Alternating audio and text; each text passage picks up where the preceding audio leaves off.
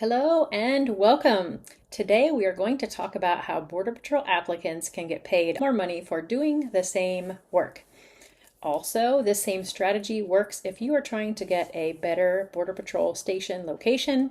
And if you haven't guessed it, this is called reapplying. By the time many trainees get to the Border Patrol Academy, they are reapplying and wishing that they would have reapplied before they ever entered on duty. So if you are still in the Border Patrol hiring process, this video is for you. Listen up. It can potentially make you thousands of dollars more your first year. And if you're already at the academy, I feel your pain. It's kind of a bummer. But if you wait too long to do this, your application will be put on hold while you're at the Border Patrol Academy, and they will not pay you those thousands of dollars extra. I will talk about why to reapply, who should reapply, when to reapply, and a couple of the biggest mistakes people make when doing this. I don't want that to be you. So the main reasons that people reapply is, one, for more money. They want that higher pay grade. They want to start making that additional money before they ever step foot in the academy. Because when you are in the academy, your application goes on hold. And even if you qualify while you're at the academy, they will not begin paying that to you until after you're already graduated. The other advantage is better station locations. So when you apply once, you get one final offer and one set of locations. However, if you take advantage of applying for Border Patrol each month when there's a new job announcement, every application theoretically can yield you an additional final offer, an additional set of stations. And this is why sometimes you will see Border Patrol trainees go all the way through the academy, and then they will go from the field training unit at one station to the field training unit of another station. It is because they reapplied while they were at the academy. Everything was on hold. Once they graduated, they released that final offer and they were able to select a new station. So it's just one of the strategies for more money and better stations. So who should reapply? Who do I think should consider this? Really anybody can. If you're looking for a higher pay grade or you want better station locations or additional station locations, this is a great option for you.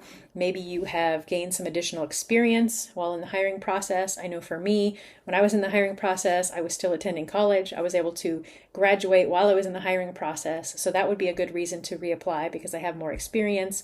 If you have improved your resume, maybe you have sat down and taken some time to really articulate your work experience in a better way than maybe you did when you originally replied. That gives the hiring center an extra opportunity to qualify you at a higher pay grade. Also, I think most veterans should reapply. I see a lot of veterans coming in as GL5s when really they could be GL7s, some of them GL9s or even 11s. So there's really nothing to lose by reapplying, just the time it takes for you to do it. There's a myth going around that if you apply for something else while you're waiting on your initial application to go through the process, that it will affect your original application. And it really doesn't. You can have as many applications in on USA Jobs as you want. You can apply for multiple agencies. You can have multiple applications in for multiple agencies. There are some people that apply for CBPO, Customs and Border Protection Officer, and Border Patrol at the same time. And there is no negative impact in having multiple applications in. So don't let that myth stop you. So now this is important. If you don't listen to anything else, listen to this part. When should you reapply? You should reapply while you're still in the hiring process before you enter on duty. Because if you wait until you enter on duty, your application will be on hold. Even if you qualify for a higher pay grade, they will still pay you at the lower pay grade that you entered on duty at. So you will be missing out on almost 6 months of that higher pay grade. So reapply when you're still an applicant. Don't wait until after you've entered on duty and you're already at the academy. And at that time you can get paid more, but you'll also have different stations to choose from at that time. So what I don't know is if you apply for a higher pay grade, whether or not you have to take a new station. I have heard some trainees are able to keep the same stations. They just bump them up in pay grade and keep them where they're at, which I think makes sense. I don't know that they're forcing you to take a new pay grade and new location. If that does happen and you really want your location, you could always just deny it and not take advantage of that because you'll be getting the next higher pay grade at your year mark anyway. So just something to kind of keep in mind if you are one of those trainees that happen to be applying at the academy. So what are some ways that you can improve your experience? Maybe you just don't have enough experience on your resume. And there's really two things I have to say here. So you could either get more experience. If you are younger, maybe you could attend the CBP Explorer program. There are sheriff's auxiliaries, citizens academies, different types of things like that. If you do have military experience, be sure that you write that out as far as, the amount of time you've had doing different things. And that brings me to the point of a mechanical problem that most applicants don't know about. And that is USAJOBS.gov only allows you a 2-page resume. People know that. However, it also, if you use the resume builder, it will put the date in your resume for your work experience as month and year. It will not put the day in there. So if you use the resume builder, the hiring process cannot give you credit for your time without having the day in there. So for example, let's just say that you started a position last year in February and you put 2 for the month and maybe 2025 for the year, but you didn't put a day because the resume builder doesn't let you put a day in. The hiring center chops off that whole month. You get no credit for that month because they don't know what day you started, so they can't just guesstimate. So it chops off a whole month there. So they'll give you credit from like March through November that you did it. So you'll have November, so you'll have 11 in 2025. Well, there's no day, so they have to chop off November. So really you're getting the experience for March, April, May, June, July, August, September, October.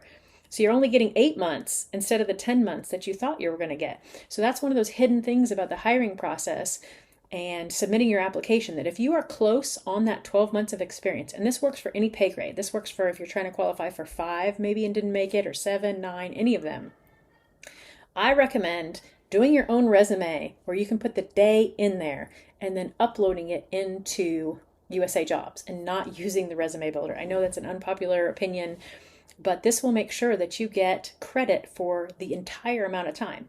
You might think, oh, just, a month off the front and a month off the back, that's no big deal. But what if you have 10 years of job experience? You're literally cutting 2 months off of each entry that you have because you're not putting the day part of the date. So that is probably one of the biggest mistakes, that you have to have the day in there or they just don't give you credit for the beginning month or the ending month. So that leads me into the right way to apply. And that is, when you get ready to apply, you need to start with the job announcement. You need to read through there very specifically about what the qualifications are. And then you need to understand whether you are applying with just your education, just your work experience, or a combination of both. I believe it's harder to do a combination of both. For me, I think the easiest thing is just education. If you have the education, you submit the transcripts, you're on your way. Even easier than that, than having to total up the semesters and the quarter hours and like all of that. If you have decent grades and you meet the superior academic achievement, you can literally just submit your certificate. That's it. You're qualified. That's what I did. I just submitted my mortarboard certificate, and I didn't have to tally up transcripts. I didn't have to tally up work experience. I didn't have to do any of that. So if you're looking for the very easiest way, because some people have a lot of options, they could qualify with education, they could qualify with experience, or do a combination, just realize that that's the easiest way.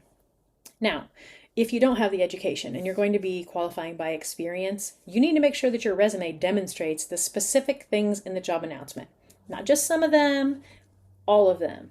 And because the job announcement varies, they update it every once in a while. Some months, it's a lot easier, and other months, it's a lot harder. So go in there for the application that you're doing and know exactly what those things are. So they almost always have sound judgment and decision making. Like, that's not a very hard thing to articulate.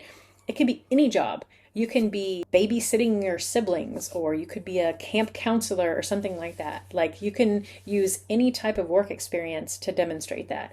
So if it's something that has to do with firearms, like the veterans have a really good advantage here, where they could talk about during firearms qualification and, the security of their firearms, checking them in and out of a secure location. Like, there's different ways that you can show that you use sound judgment and decision making.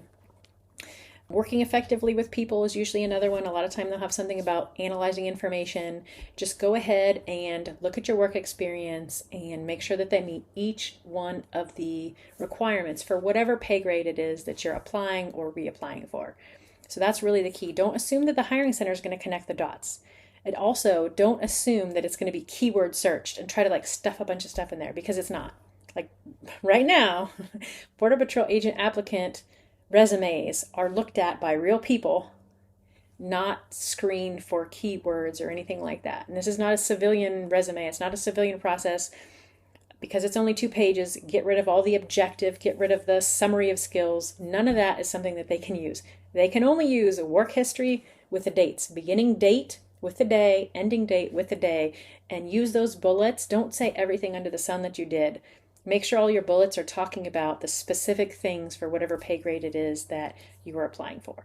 I probably should do another video about that, but that's like the concise how to apply.